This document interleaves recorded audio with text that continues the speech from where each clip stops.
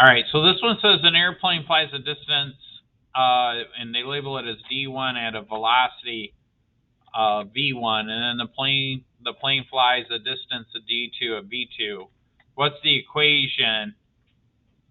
Which equation is true if the total time is 310 minutes to fly both distances? So I'm going to draw a picture, right? So I have my plane.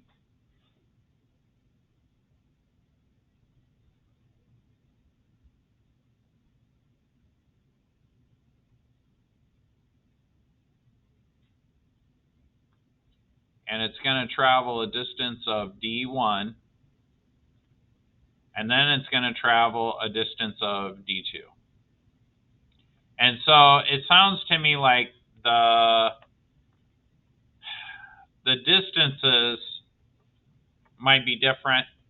Well, what is the distance?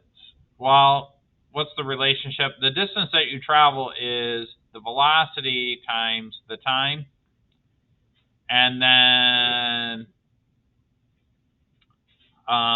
same thing here. We're going to have the second velocity times the second time. Because we don't know how long they fly for the first amount.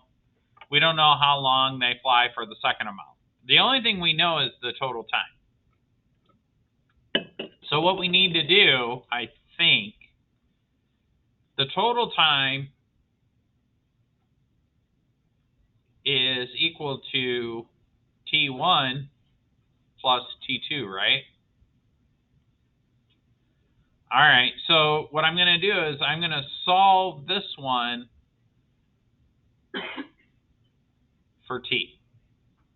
So that means that D1 over V1 is equal to T1, I think. And if I do the same thing over here, I would get that D2 over V2 is equal to T2. So my total time, which would be total time,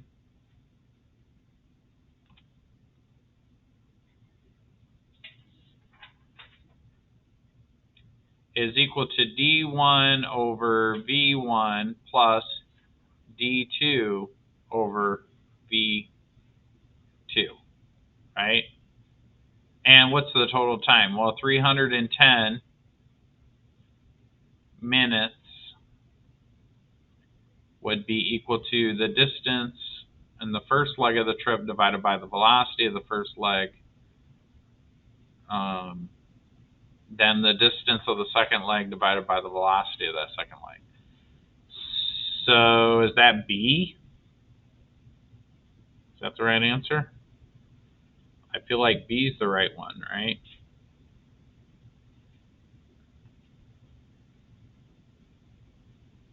Yeah, that looks right. You got to be careful, too, because if you try to do this in your head, I could see a lot of people getting E wrong.